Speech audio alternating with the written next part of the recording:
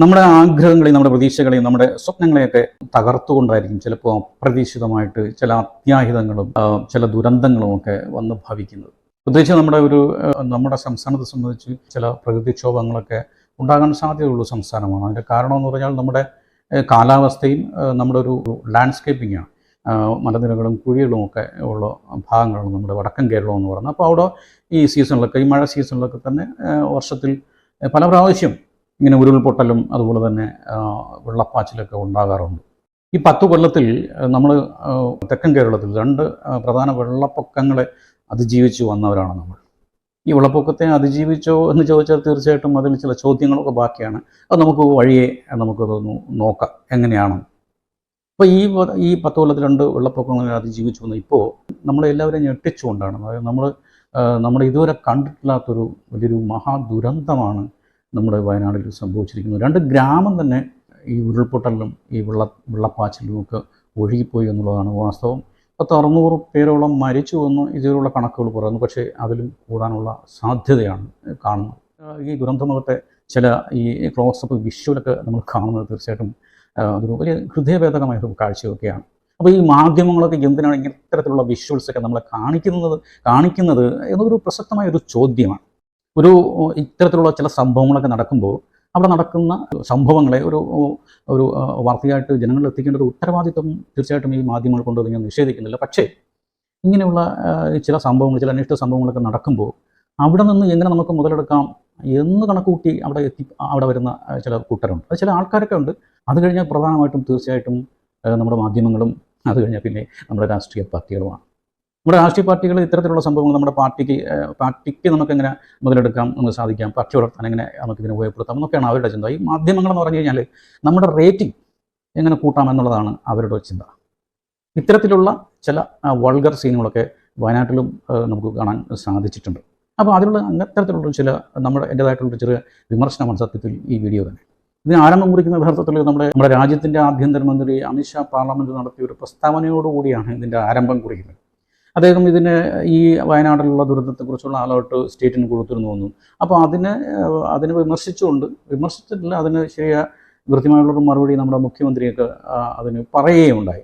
നമുക്ക് അതിൻ്റെ വിഷ്വൽസൊക്കെ, അതിൻ്റെ വീഡിയോസൊക്കെ നമ്മൾ കാണുന്നതിന് മുമ്പ് ഈ മാധ്യമങ്ങൾ ഇവരുടെ റേറ്റിംഗ് കൂട്ടാനുള്ള ചില തത്രപ്പാടുകൾ കാണിക്കാറുണ്ട്, ചില വൾഗാരിറ്റി.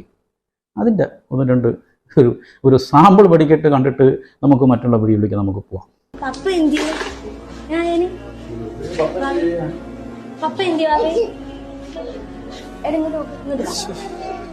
പപ്പ എവിടെ പോയി? പപ്പ ലോറി പോയോ? എവിടെ പോയതാ? ലോറി പോയോ? ലോറി വരുവോ? ഇനി ലോറി വരുവോ? മോൻ ലോറി കയറിയോ?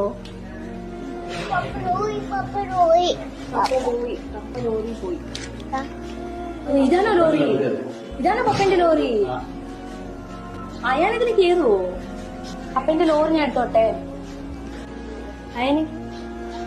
അപ്പന്റെ ലോറി ഞാൻ എടുത്തോട്ടെ? നിങ്ങൾ കണ്ടില്ലേ കർണാടകയിൽ നടന്ന സംഭവത്തിൻ്റെ അർജുൻ ലോറിയുമായിട്ട് അപകടത്തിൽപ്പെട്ടല്ലോ. അപ്പോൾ അർജുനുമായിട്ട് ബന്ധപ്പെട്ടുള്ള ഒരു ന്യൂസാണ് നിങ്ങളിപ്പോൾ ഈ കണ്ടത്. അതിൽ അവതാരക മകൻ നഷ്ടപ്പെട്ടു, അല്ലെങ്കിൽ ഭർത്താവ് നഷ്ടപ്പെട്ട, അല്ലെങ്കിൽ സഹോദരൻ നഷ്ടപ്പെട്ട അത്ര വിഷമത്തോടിയിരിക്കുന്ന ആ ഒരു കുടുംബത്തിൽ വന്നിട്ട് ഒരു നിഷ്കളങ്കനം നമ്മൾ പറയേണ്ട കാര്യം, 2 വയസ്സുള്ള കുട്ടി എങ്ങനെയായിരിക്കും, ആ കുട്ടിയോട് ചോദിക്കുകയാണ് അവൻ്റെ പപ്പ എവിടെ, പപ്പയുടെ ലോറി എവിടെ എന്നൊക്കെ. സത്യത്തിൽ ഇതിനെയൊക്കെ കണ്ടാൽ നമ്മൾ എന്താണ് പറയേണ്ടത്? ഈ അവതാരകമാരല്ല നമ്മൾ പറയേണ്ടത്. യഥാർത്ഥത്തിൽ ഈ മയക്കും വടിയൊക്കെ കൊടുത്തു വിട്ടുന്ന അവന്മാരെയാണ് നമ്മൾ തെറി വിളിക്കേണ്ടത്. അവിടെ കണ്ടു നിന്നവർ ചെയ്യേണ്ടിയിരുന്നത് എന്താണെന്ന് അറിയാമോ? ഈ മയക്കും വടിയൊക്കെ വലിച്ച് ദൂരെ എറിഞ്ഞിട്ട് അവിടെ ചൂലുണ്ടായിരുന്നെങ്കിൽ ചൂലെടുത്ത് വെച്ച് ആട്ടണമാരെന്നാണ് എനിക്ക് പറയേണ്ടത്. നമുക്ക് അടുത്തൊരു വീഡിയോ ഒന്ന് കാണാം. സിനിമയിൽ കിടന്നു കൊടുത്തിട്ടാണ് അവസരം ലഭിക്കുന്നത്. സിനിമയിൽ കിടന്നു കൊടുത്തിട്ട് അവസരം കിട്ടണോ എന്നോടാണ്. അപ്പോഴും ഹന മിണ്ടുന്നില്ല. അപ്പൊ ഞാൻ ചോദിക്കുന്നത്, ഹന അങ്ങനെ കിടന്നു കൊടുത്തിട്ടാണോ സിനിമയിൽ ചാൻസ് കിട്ടിയത്? ചീപ്പ് ചോദ്യങ്ങൾ. കണ്ടില്ലേ, സൂപ്പറല്ലേ നിങ്ങളിപ്പോൾ കണ്ട വീഡിയോ? അതായത് ഈ സിനിമാ മേഖലകളിൽ ഈ സിനിമാ മോഹമായിട്ട് വരുന്ന ഒത്തിരി പെൺകുട്ടികൾ ഇത്തരത്തിലുള്ള ചില വലയങ്ങളിലൊക്കെ അകപ്പെട്ടു പോകുന്ന ചില സംഭവങ്ങളൊക്കെ സിനിമയിൽ നടക്കാറുണ്ട്. അത് യാഥാർത്ഥ്യമാണ്. പക്ഷേ അത്തരത്തിലുള്ള ചില സിനിമയിലുള്ള സംഭവങ്ങളൊക്കെ ഒരു സിനി ആർട്ടിസ്റ്റിനോട് ചോദിച്ചറിയാനാണ് നമ്മുടെ അവതാരക ആഗ്രഹമുള്ള അവതാര ശ്രമിക്കുന്നതെങ്കിൽ തീർച്ചയായിട്ടും നമുക്ക് അവരെ കുറ്റം പറയാൻ കഴിയില്ല, അത് ചോദിച്ചറിഞ്ഞിട്ട്. പക്ഷേ അതിനൊരു സഭ്യമായ ഭാഷയുണ്ട്, അതിനൊരു രീതിയുണ്ട്. ഇവിടെ എന്താണ് ചോദിച്ചത്? ഹന്നയോട് ചോദിക്കുകയാണ്, അത് ഈ കിടന്നു കൊടുത്തിട്ടാണോ എനിക്ക് ഈ ചാൻസ് കിട്ടിയത്? എന്താണ് പറയാൻ, ചില അവതാരകന്മാരുണ്ട് കേട്ടോ. അതായത് ഈ ചുണ്ടിലൊക്കെ പെയിൻ്റൊക്കെ അടിച്ചു, ഇങ്ങനെ മുടിയൊക്കെ ഇങ്ങനെ സൈഡിലോട്ടൊക്കെ ഇട്ടു, ഇങ്ങനെ ടീഷർട്ടും ജീൻസൊക്കെ ഇങ്ങനെ ചെയ്ത് വന്നിരുന്നു. നമ്മൾ വലിയ ലിബറലാണ്, നമ്മൾ വലിയ സ്വതന്ത്രരാണ്, നമ്മൾ തേങ്ങയാണ് മാങ്ങയാണെന്നൊക്കെ പറഞ്ഞ് ഇങ്ങനെ വന്നിരിക്കുന്ന ചില പാർട്ടികളുണ്ട്. സത്യം പറഞ്ഞാൽ ഇതൊക്കെയാണ് പിഴകളെന്നാണ് എൻ്റെ അഭിപ്രായത്തിൽ. അല്ലെങ്കിൽ ഇങ്ങനൊരു ചോദ്യം ഒരു ഇൻ്റർവ്യൂവിന് വന്നിരിക്കുമ്പോൾ ഒരു ചോദ്യം അങ്ങനെ കൊടുക്കുമ്പോൾ തീർച്ചയായിട്ടും അത് ശരിയല്ല എന്ന് പറഞ്ഞത് തിരുത്തിക്കേണ്ട ഒരു ഉത്തരവാദിത്വം ഈ അവതാരകയ്ക്കുണ്ട്. അല്ലാതെ ആ ചോദ്യം വന്നിരിക്കുന്ന അവരോട് ചോദിക്കുന്ന നല്ല മര്യാദയെന്ന് പറഞ്ഞാൽ അങ്ങനെ ചോദിക്കുന്ന അവരുടെ സ്വഭാവമാണ് ശരിയല്ല എന്നുള്ളതാണ് എൻ്റെ അഭിപ്രായം. തീർച്ചയായിട്ടും ഒരു മര്യാദക്കാരി ആയതുകൊണ്ടാണ് ഹന്ന മൈക്കെടുത്ത് എറിഞ്ഞെടുത്തിട്ട് അവരിറങ്ങിപ്പോയത്. തീർച്ചയായിട്ടും അങ്ങനെയല്ല ചെയ്യേണ്ടിരുന്നത്, അവിടെ കുറ്റിയഴിച്ച് പൊളിക്കണമായിരുന്നു എന്നാണ് എൻ്റെ അഭിപ്രായം. ഞാൻ പറയുന്നത് ഇത്തരത്തിലുള്ള ചില അവതാരകന്മാരുടെ മുൻപിൽ നിങ്ങൾ ഈ സിനി ആർട്ടിസ്റ്റുകൾ ഇൻ്റർവ്യൂ ഒന്നും പറഞ്ഞു പോയി ചെന്നിരിക്കരുത്. ഇനി നമുക്ക് നമ്മുടെ അമിത്ഷായുടെ വിഷയത്തിലോട്ട് നമുക്ക് വരാം. ഈ ഒരു ദുരന്തം നടക്കുമ്പോൾ ഇവർ ഇടപെടുന്നതും ഇവർ എങ്ങനെയാണ് റേറ്റിംഗ് കൂട്ടുന്നത് അല്ലെങ്കിൽ എങ്ങനെയാണ് രാഷ്ട്രീയ പാർട്ടികൾ ഈ വിഷയത്തെ ഉപയോഗിക്കുന്നതൊക്കെ നമുക്കൊന്ന് കണ്ടുവരാം. मैं सदन के सामने स्पष्टता करना चाहता हूं, 23 जुलाई को केरल सरकार को अर्ली वार्निंग भारत सरकार की ओर से दी गई थी। 23 जुलाई को 7 दिन पहले, फिर 24 को गई, फिर 25 को गई, 26 तारीख को मान्यवर ये कहा गया कि 20 सेंटीमीटर से ज्यादा वर्षा होगी, भारी वर्षा होगी, लैंडस्लाइड होने की संभावना है, मड भी रस होकर आ सकता है और लोग इसके अंदर दबकर मर भी सकते हैं। मैं कुछ कहना नहीं चाहता था मान्यवर. കേന്ദ്ര ആഭ്യന്തരമന്ത്രി ഇങ്ങനെയൊരു മുന്നറിയിപ്പ് നൽകിയിരുന്നു, എന്നിട്ട് കേരളം എന്താണ് ചെയ്തത് എന്നൊരു ചോദ്യമാണ് ചോദിച്ചിട്ടുള്ളത്. അവിടെ 115-നും 204 മില്ലിമീറ്ററിനും ഇടയിൽ മഴ പെയ്യും എന്നായിരുന്നു കേന്ദ്ര കാലാവസ്ഥാ കേന്ദ്രത്തിൻ്റെ മുന്നറിയിപ്പ്. അപ്പോൾ 48 മണിക്കൂറിനുള്ളിൽ 572 മില്ലിമീറ്റർ മഴയാണ് പെയ്തത്. അപ്പോൾ മുന്നറിയിപ്പ് നൽകിയതിലും എത്രയോ അധികമായിരുന്നു അത്. ദുരന്തം ഉണ്ടാകുന്നതിന് മുൻപ് പ്രത്യേകം ശ്രദ്ധിക്കേണ്ട കാര്യം, ഒരു തവണ പോലും ആ പ്രദേശത്ത് റെഡ് അലേർട്ട് നൽകിയിട്ടുണ്ടായിരുന്നില്ല. മറ്റൊരു കേന്ദ്ര സർക്കാർ ഏജൻസിയാണ് കേന്ദ്ര ജല കമ്മീഷൻ. അവരാണ് പ്രളയ മുന്നറിയിപ്പ് നൽകാൻ ഉത്തരവാദപ്പെട്ട സ്ഥാപനം. എന്നാൽ ജൂലൈ 23 മുതൽ 29 വരെയുള്ള ഒരു ദിവസം പോലും കേന്ദ്ര ജല കമ്മീഷൻ ഇരുവഴിഞ്ഞി പുഴയിലോ ചാലിയാറിലോ പ്രളയ മുന്നറിയിപ്പ് പുറപ്പെടുവിച്ചിട്ടില്ല. ഇതെല്ലാമാണ് വസ്തുത. അപ്പോൾ പാർലമെൻറ്റിൽ പറഞ്ഞ കാര്യങ്ങൾ വസ്തുതാ വിരുദ്ധമായ കാര്യങ്ങളായിട്ടാണ് വരുന്നത്. അതാണ് നമ്മൾ കാണേണ്ടത്. നമ്മുടെ അമിത്ഷാ അദ്ദേഹം പാർലമെൻറ്റിൽ പറയുന്നത് ഈ വയനാട്ടിലെ ദുരന്തം നടക്കുന്നതിന് മുൻപായിട്ട് 2-3 പ്രാവശ്യം സ്റ്റേറ്റിന് അലേർട്ട് കൊടുത്തിരുന്നു എന്നാണ് അത് കാര്യമാക്കില്ല എന്നാണ് അമിത്ഷാ പറയുന്നത്. അമിത്ഷാ ഇത് പറയുന്നതിനോടൊപ്പം പറയുന്നുണ്ട്, ഇത് ഞാൻ കഥയല്ല പറയുന്നത്, സത്യമാണ് പറയുന്നതെന്ന് സ്പീക്കർ നോക്കി അദ്ദേഹം പറയുന്നുണ്ട്. എന്താണ് സാർ സത്യം? താങ്കൾ പറഞ്ഞ എന്താണ് സത്യം? ഇതിന് കൃത്യമായിട്ട് നിങ്ങൾ സ്റ്റേറ്റിന് അലേർട്ട് ചെയ്തപ്പോൾ തീർച്ചയായിട്ടും നിങ്ങൾ ഗ്രീൻ അലേർട്ട് അല്ലെങ്കിൽ ഓറഞ്ച് അലേർട്ടാണ് നിങ്ങൾ കൊടുത്തിരുന്നത്. മാത്രമല്ല താങ്കൾ പറഞ്ഞതിനേക്കാൾ ഇരട്ടി കൂടുതൽ മഴയാണ് അന്ന് വയനാട്ടിൽ ലഭിച്ചത്. ഇത് കൃത്യമായിട്ട് നമ്മുടെ മുഖ്യമന്ത്രി കൃത്യമായിട്ട് കണക്കുകൾ കാണിച്ചുകൊണ്ട് അദ്ദേഹം ഈ മാധ്യമങ്ങളോട് പറയുകയുണ്ടായി.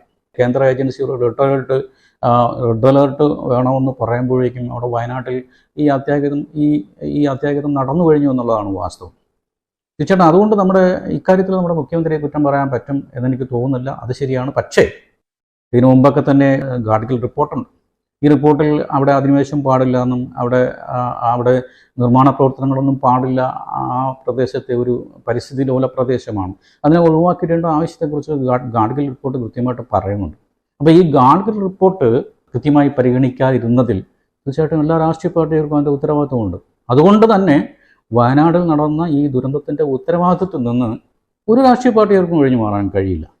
പിന്നെ ഇത് കഴിഞ്ഞുള്ള ഈ മുഖ്യമന്ത്രിയുടെ ദുരിതാശ്വാസ നിധിയെക്കുറിച്ചുള്ള ചില പ്രശ്നങ്ങളാണ് പിന്നീട് നമ്മൾ കണ്ടത്. അതായത് ഈ പുനരധിവാസവുമായിട്ട് ബന്ധപ്പെട്ടു നമ്മുടെ മുഖ്യമന്ത്രി ദുരിതാശ്വാസ നിധിയിലേക്ക് എല്ലാവരും സംഭാവന ചെയ്യണമെന്ന അദ്ദേഹത്തിൻ്റെ പ്രസ്താവന വന്നു കഴിഞ്ഞ ഉടൻ തന്നെ പല മാധ്യമങ്ങളും ഇതിനെതിരെ വരികയും, പല മാധ്യമങ്ങൾ മാത്രമല്ല ചില വ്യക്തികളൊക്കെ തന്നെ ഈ ദുരിതാശ്വാസ നിധിക്ക് എതിരെ വരികയും ദുരിതാശ്വാസ നിധിയിലേക്ക്, മുഖ്യമന്ത്രിയുടെ ദുരിതാശ്വാസ നിധിയിലേക്ക് നമ്മൾ സംഭാവന കൊടുക്കില്ല, നമ്മൾ എന്തെങ്കിലും ചെയ്ത് നേരിട്ട് മാത്രം ചെയ്യാനാണ് ആഗ്രഹിക്കുന്നതെന്ന് പറഞ്ഞുകൊണ്ടൊക്കെ പലരും രംഗത്ത് വരികയുണ്ടായി, ചില വിമർശനങ്ങളൊക്കെ ഉന്നയിച്ചുകൊണ്ട്. പക്ഷേ ഈ അങ്ങനെ വന്ന ചില വ്യക്തികളുടെ പേരിലൊക്കെ കേസെടുത്തിട്ടുണ്ടെന്നാണ് ഞാൻ അറിയുന്നത്. ഇതിപ്പോൾ ആരെങ്കിലും ഈ ദുരിതാശ്വാസ നിധിയെക്കുറിച്ച് എന്തെങ്കിലും വിമർശനം ഉന്നയിച്ചുകൊണ്ട് ആരെങ്കിലും രംഗത്ത് വന്നിട്ടുണ്ടെങ്കിൽ നമുക്ക് അവരെ കുറ്റം പറയാനൊന്നും കഴിയില്ല. കാരണം ഇത്തരത്തിലുള്ളൊരു അനുഭവം നമ്മൾക്കുണ്ട്. മനസ്സിലായില്ലേ? നമുക്ക് ഇതിൻ്റെ ചെറിയൊരു വീഡിയോ ഒന്ന് കണ്ടിട്ട് നമുക്ക് അടുത്ത ഭാഗത്തേക്ക് പോകാം. നാടിനെ മുക്കിയ പ്രളയത്തിൽ വീടും ഉപജീവനമാർഗവും നഷ്ടമായിട്ടും അർഹതപ്പെട്ട ധനസഹായം ലഭിക്കാതെ സർക്കാർ ഓഫീസിന് മുന്നിൽ കാത്തുനിൽക്കുന്നവരാണിവർ. സംസ്ഥാനത്ത് ഇത്തരത്തിൽ നൂറുകണക്കിന് പേരാണ് ഇപ്പോഴും പരാതിയും അപ്പീലുമായി കയറിയിറങ്ങുന്നത്. ഇനി മറ്റൊരു കണക്ക് കാണുക.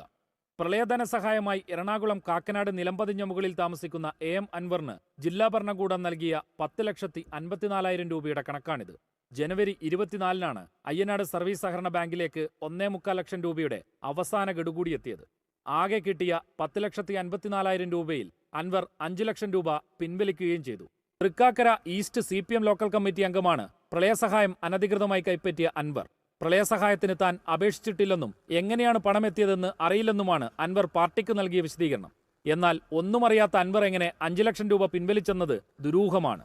പ്രളയത്തിൽ വീട് പൂർണ്ണമായും തകർന്നവർക്ക് പോലും 4 ലക്ഷം രൂപ പരമാവധി അനുവദിക്കാൻ മാത്രം നിർദ്ദേശമുള്ളപ്പോഴാണ് 10.5 ലക്ഷം രൂപ CPM നേതാവിന്റെ അക്കൗണ്ടിലെത്തിയത്. നിങ്ങൾ ഈ വീഡിയോ കണ്ടില്ലേ? ഈ വീഡിയോയിൽ യഥാർത്ഥത്തിൽ അന്നത്തെ ആ വെള്ളപ്പൊക്കത്തിൽ വീട് നഷ്ടപ്പെട്ടവർക്ക് ഗവൺമെൻറ് കൊടുത്തത് 4 ലക്ഷം രൂപയാണ്. പക്ഷേ ഒരു CPM പ്രവർത്തകന് നമ്മുടെ ദുരിതാശ്വാസ നിധിയിൽ കൊടുത്ത 10 ലക്ഷം രൂപയാണ്. അത് പിന്നീട് ചില പൈസ കളക്ട് തിരിച്ചു പിടിക്കുകയും കേസാവുകയൊക്കെ ചെയ്തു. പക്ഷേ അത് മാത്രമല്ല, നമ്മുടെ അങ്ങനെ പലർക്കും, അതായത് CPMൻ്റെ അനുഭാവികൾക്കെല്ലാം മുഖ്യമന്ത്രിയുടെ ദുരിതാശ്വാസ നിധിയിൽ നിന്ന് വഴിവിട്ട് ധനസഹായം ചെയ്തിട്ട കഥകളൊക്കെ മറ്റു പലതുമുണ്ട്. അതായത് ഒന്ന് നമുക്ക് എടുത്തു പറയാവുന്നത് നമ്മുടെ കോടിയേരി ബാലകൃഷ്ണൻ്റെ ഗൺമാനായിരുന്നു. അദ്ദേഹത്തിൻ്റെ പൈലറ്റ് വാഹനം മറിഞ്ഞ് ഒരു പോലീസുകാരൻ മരിച്ചിരുന്നു, ഗൺമാൻ മരിച്ചു. അപ്പോൾ അദ്ദേഹത്തിൻ്റെ ആശ്രിതത്തിന് ജോലി കൊടുക്കുക മാത്രമല്ല, അദ്ദേഹത്തിൻ്റെ ബാധ്യത തീർക്കാൻ 20 ലക്ഷം രൂപ നമ്മുടെ മുഖ്യമന്ത്രിയുടെ ദുരിതാശ്വാസ നിധിയിൽ കൊടുക്കുകയുണ്ടായി. അതുപോലെ പല സംഭവങ്ങളും. അതായത് നമ്മുടെ ശശികുമാർ സാർ, അദ്ദേഹം യൂണിവേഴ്സിറ്റി സിൻഡിക്കേറ്റ് അംഗമാണ്, അദ്ദേഹം ഒരു സാമൂഹിക പ്രവർത്തകനാണ്, ഒരു കോൺഗ്രസ്സുകാരനാണ്. അദ്ദേഹം ഇതുമായിട്ട് ബന്ധപ്പെട്ട് ചില അന്വേഷണങ്ങൾ നടത്തുകയും വിവരാവകാശ രേഖകൾ സമാഹരിച്ചുകൊണ്ടാണ് അദ്ദേഹത്തിൻ്റെ ഒരു അന്വേഷണമായിട്ട് പോവുകയും അദ്ദേഹം ഈ അന്വേഷണമായിട്ട് ലോകായുക്തനെയാണ് സമീപിച്ചത്. അപ്പം അത് കേസാവുകയും മുഖ്യമന്ത്രിക്കെതിരെ വലിയ പ്രശ്നങ്ങളൊക്കെ ഉണ്ടാവുകയൊക്കെ ചെയ്തു. അത് പിന്നീട് മുഖ്യമന്ത്രി ഇതിൽ പെടും എന്ന് മനസ്സിലാക്കിയിട്ടാണ് ഈ ലോകായുക്തൻ്റെ ഈ നിയമമൊക്കെ ഭേദഗതി ചെയ്ത സംഭവങ്ങളൊക്കെ നമുക്ക് കേരളത്തിൻ്റെ ചരിത്രത്തിൻ്റെ ഭാഗമാണ്.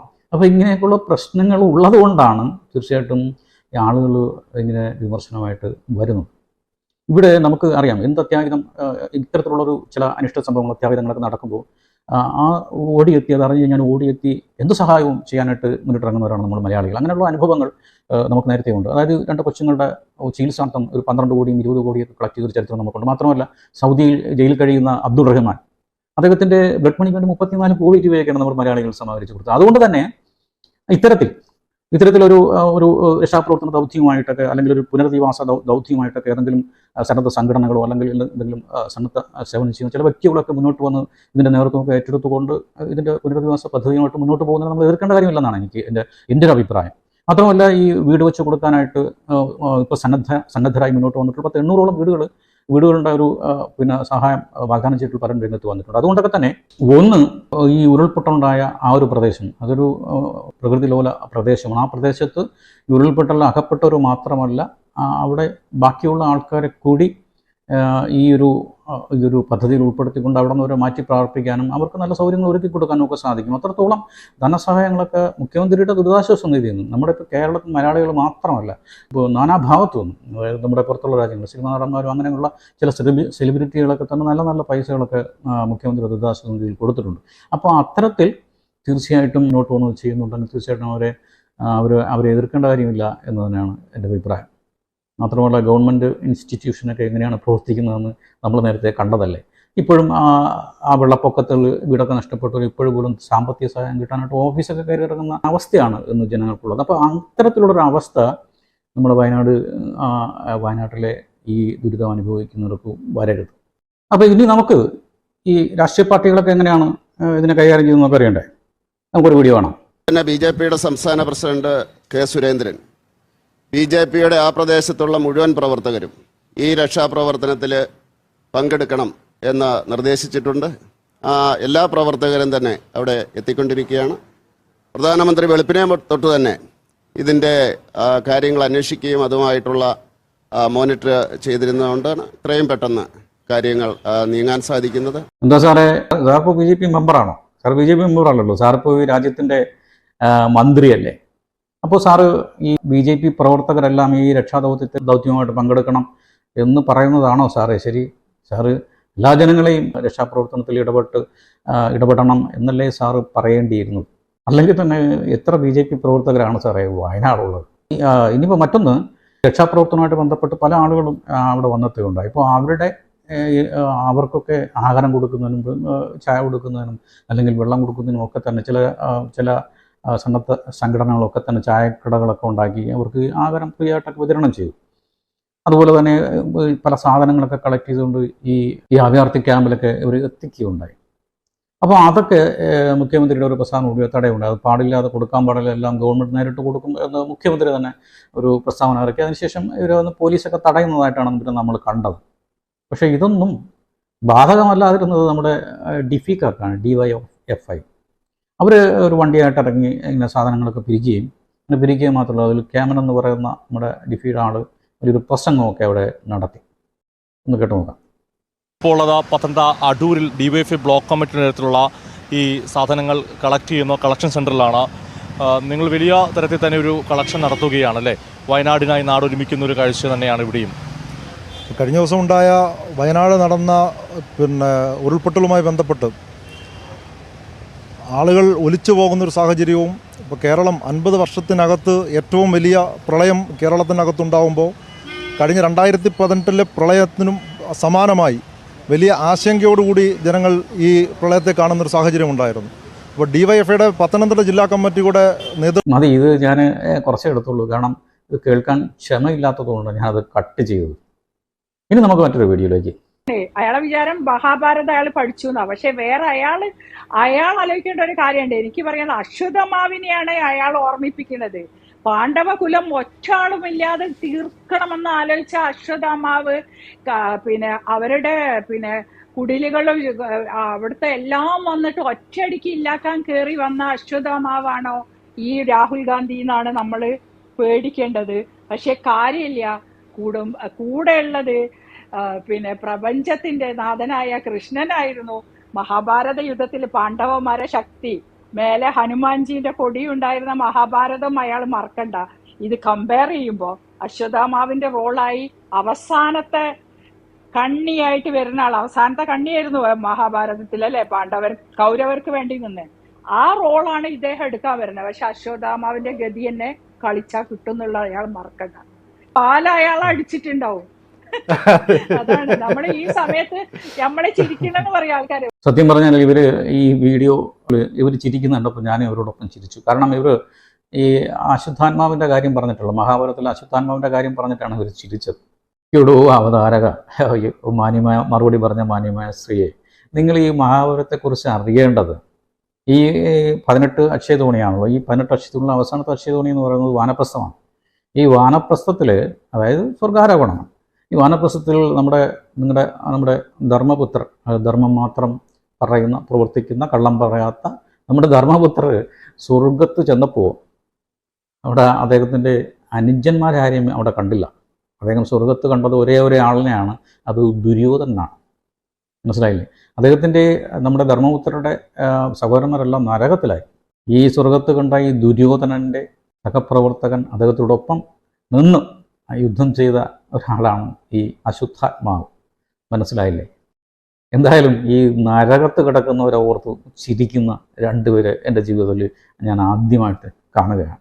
ഇനിയിപ്പോൾ അശ്വത്ഥാത്മാവെന്ന് നിങ്ങൾ വിശേഷിപ്പിച്ച നമ്മുടെ രാഹുൽ ഗാന്ധി ഇപ്പോൾ എവിടെയാണെന്ന് നിങ്ങൾക്ക് അറിയണ്ടേ?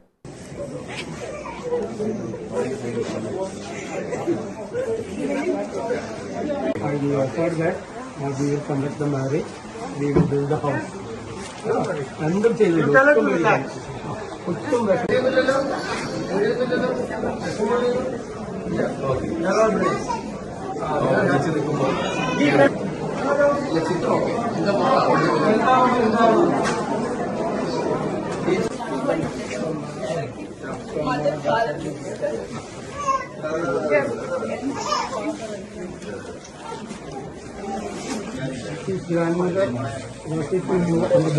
ഇനിയിപ്പോൾ നമുക്കറിയേണ്ടത് ഈ ഉറ്റവരും ഉടയവരും ഉള്ളതും എല്ലാ സമ്പാദ്യങ്ങളും ഒക്കെ നഷ്ടപ്പെട്ട് നിലാരംഭരായി നിൽക്കുന്ന ഇവരുടെ പുനരധിവാസം എങ്ങനെ മുന്നോട്ട് പോകും എന്നുള്ളൊരു സൂചന ലഭിക്കുന്ന ഒരു കൂടിയാണ് ഇനി നമ്മൾ കാണുന്നത്.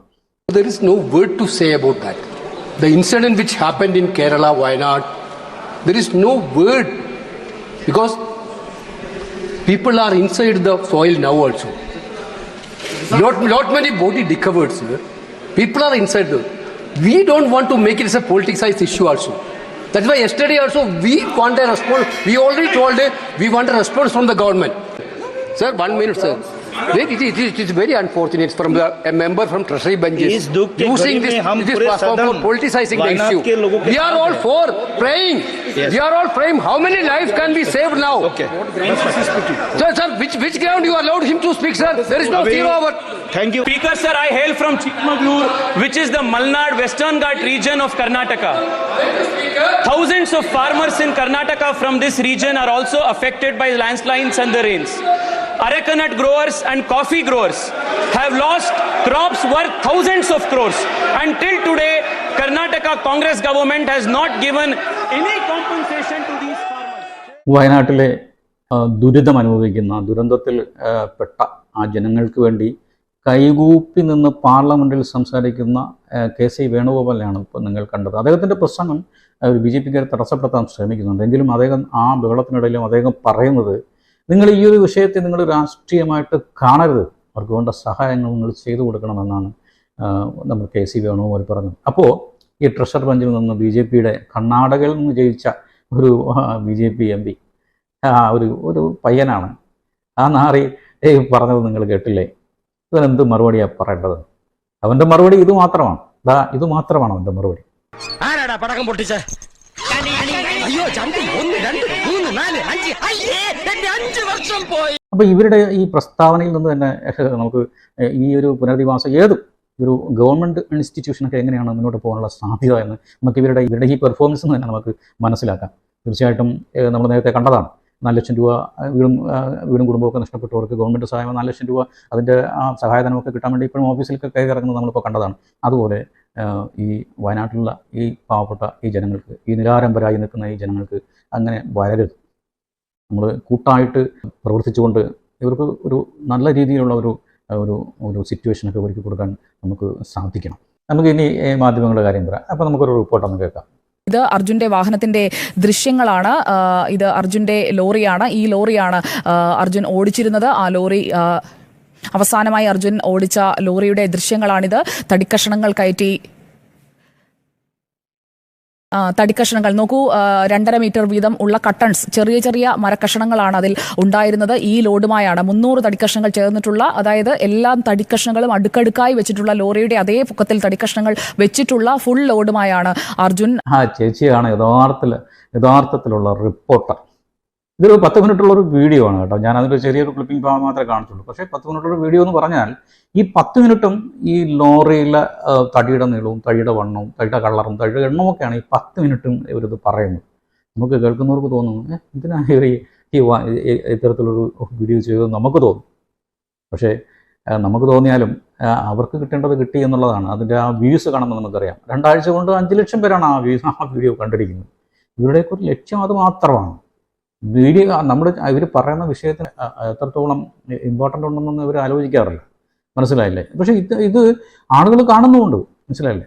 പക്ഷേ ഈ ആളുകൾ കാണുന്നവർ നമുക്ക് അവരെ കുറ്റം വന്നിട്ട് കാര്യമില്ല. കാരണം ഒരു വീഡിയോ നമ്മൾ കാണുമ്പോൾ അതിൻ്റെ ടൈറ്റിലൊക്കെ കാണുമ്പോൾ നമ്മൾ ആ വീഡിയോ ഓപ്പൺ ചെയ്ത് നോക്കും. പക്ഷേ ആ വീഡിയോ കണ്ടതിന് ശേഷമാണല്ലോ ഇത് എത്രത്തോളം ഇതിൻ്റെ വിഷയമൊക്കെ എന്താണ് എന്ന് നമുക്ക് മനസ്സിലാവുന്നത്. അതുകൊണ്ട് നമുക്ക് വീഡിയോ കാണുന്നവർ നമുക്ക് ഒരിക്കലും കുറ്റം പറയാൻ പറ്റില്ല. മാത്രമല്ല, ഇത് നമ്മൾ ഈ കർണാടകയിൽ നടന്ന അർജുനുമായിട്ട് ബന്ധപ്പെട്ടുള്ളൊരു വീഡിയോ ആണ് നിങ്ങളിപ്പോൾ കണ്ടത്. ഈ ലോറിയായിട്ടൊക്കെ ബന്ധപ്പെട്ട അർജുൻ്റെ ഒരു കേസാണ്. അത് 2 ആഴ്ചയ്ക്ക് മുമ്പ് ആ സംഭവം നടന്നിട്ട് 2 ആഴ്ച കഴിഞ്ഞു. ഇപ്പോൾ 3 ആഴ്ചയായി എന്നാണ് എനിക്ക് തോന്നുന്നത്. 3 ആഴ്ചയോളമായി. അതുപോലെ തന്നെ നമ്മുടെ ഈ റിപ്പോർട്ടർ ചാനലിൻ്റെ നമ്മുടെ അരുൺകുമാർ, നമ്മുടെ ഡോക്ടർ അരുൺകുമാർ കാണിച്ച അഭ്യാസ പ്രകടനം.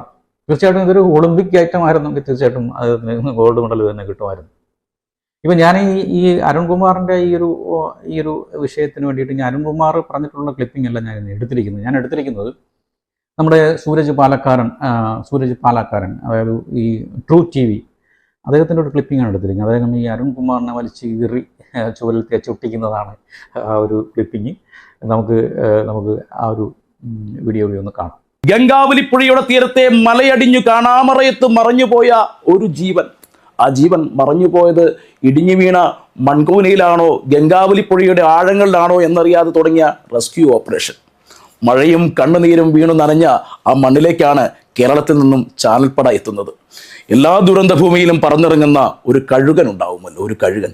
അതായിരുന്നു റിപ്പോർട്ടർ ചാനലിലെ അരുൺകുമാർ, ഡോക്ടർ അരുൺകുമാർ, ക്ഷമിക്കണം. അവിടെ എത്തിയ അരുൺ ആദ്യമേ തന്നെ ഒരു കാര്യം മറക്കുന്നു. താനൊരു പത്രപ്രവർത്തകനാണെന്ന്, പത്രപ്രവർത്തകൻ മാത്രമാണെന്ന്. അരുൺ രക്ഷാപ്രവർത്തനങ്ങൾക്ക് തടസ്സം സൃഷ്ടിച്ച് അവരുടെ ഇടയിലേക്ക് ക്യാമറാമാനുമായിട്ട് ഇറങ്ങിച്ചെല്ലുന്നു. കർണാടക സർക്കാരിനെ വിമർശിക്കുന്നു, അത്യന്തികമായിട്ട് വിമർശിക്കുകയാണ്. രക്ഷാപ്രവർത്തനം ശരിയല്ലെന്ന് ഇങ്ങനെ ഉറക്കെ പറയുകയാണ്. ഉദ്യോഗസ്ഥരോട് ഭയങ്കരമായിട്ട് തട്ടിക്കയറുന്നു. വേറെ SSP എന്ന് ചോദിച്ച് പോലീസുകാരനെ വിരട്ടുകയാണ്. അവിടെ എത്തിയ ആർമിയുടെ പ്രവർത്തനങ്ങളിലെല്ലാം ഈ അരുൺ കയറി ഇടപെടുകയാണ്. അവസാനം ആർമി പത്രക്കാരെ മുഴുവൻ 2-3 കിലോമീറ്റർ അപ്പുറത്തേക്ക് മാറ്റി. ഇതിലേറെ പാതകമാണ് അർജുൻ്റെ വീട്ടുകാരോടും നമ്മൾ മലയാളികളോടും ചെയ്തത്. പക്ഷെ നമ്മളൊന്നും അറിഞ്ഞില്ലല്ലേ. ഷിരൂരിലെ അപകട സ്ഥലത്തെത്തിയ അരുണിന് ഒരൊറ്റ ലക്ഷ്യമേ ഉണ്ടായിരുന്നുള്ളൂ. പ്രിയപ്പെട്ടവരെ, ചാനൽ യുദ്ധത്തിൽ അരുണിൻ്റെ ചാനലിനെ മുന്നോട്ട് കൊണ്ടുപോവുക. അതിന് വീണ് കിട്ടിയ ഒരു ഇര മാത്രമായിരുന്നു അയാൾക്ക് അർജുൻ എന്ന ഈ ചെറുപ്പക്കാരൻ.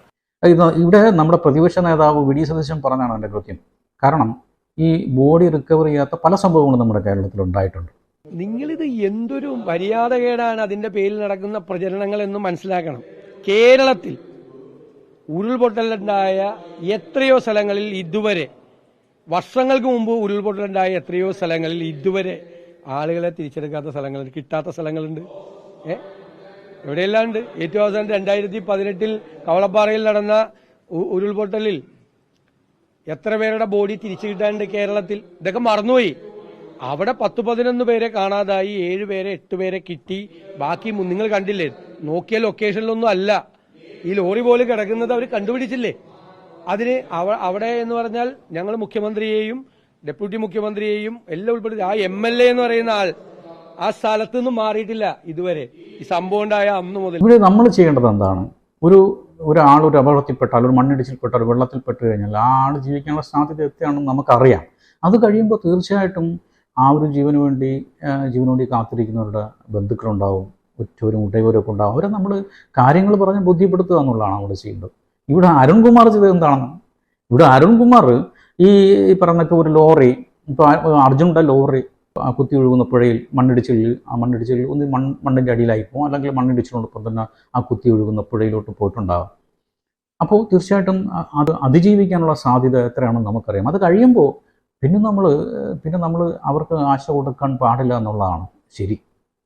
ഇവിടെ നിങ്ങൾ അരുൺകുമാർ പറയുന്നത് ഈ കുത്തിയൊലിക്കുന്ന പുഴയിൽ നിന്ന് അർജുനൻ ഇങ്ങനെ ഊളിയിട്ട് വന്ന് നീന്തി വരും എന്ന് നമ്മൾ പ്രതീക്ഷിക്കുന്നു. അല്ലെങ്കിൽ ഈ മണ്ണിടിച്ചിലാണ് പെട്ടിട്ടുണ്ടെങ്കിൽ ഈ മണ്ണും വാരി മാന്തി അദ്ദേഹം ഇങ്ങനെ ഉയർത്തെഴുന്നേറ്റ് വരും എന്നൊക്കെയാണ് ഈ അരുൺകുമാർ അവിടെ വന്ന് ലൈവായിട്ട് വന്ന് വാർത്തകൾ പറഞ്ഞുകൊണ്ടിരിക്കുന്നത്. നിങ്ങൾ ആലോചിച്ച് നോക്കിയാൽ എത്രമാത്രം കഷ്ടമാണ് ഈ കാര്യം. എന്തിനാ അരുൺകുമാറെ ഇങ്ങനെ? എന്തിനാ ഡോക്ടർ അരുൺകുമാറെ ഇങ്ങനെയൊന്നും ഇങ്ങനെയൊന്നും അദ്ദേഹത്തോട് ചോദിക്കേണ്ട. അതായത് ഈ തട്ടിമുട്ടി അങ്ങനെ പോയിക്കൊണ്ടിരുന്ന റിപ്പോർട്ടർ ചാനൽ ഈ 2 ആഴ്ച കൊണ്ട് റിപ്പോർട്ടർ ചാനലിൻ്റെ റേറ്റിംഗ് ഇങ്ങനെ ഉയർന്നു അങ്ങ് വാനോളം പോയി. നമ്മുടെ അരുൺകുമാർ ആഗ്രഹിച്ചതും ആശിച്ചതും അതുതന്നെയാണ്. അത് അവരവിടെ എത്തുകയും ചെയ്തു എന്നുള്ളതാണ് ഇതിൻ്റെ വസ്തുത. ഒരു ചൊല്ലുണ്ട്, ക്ഷീരമുള്ള ഒരു അകിടിൻ ചുവട്ടിലും ചോര തന്നെ കൊതുകിന് കൗതുകം, അല്ലേ? മറ്റൊരു വീഡിയോയുമായി വീണ്ടും കാണാം.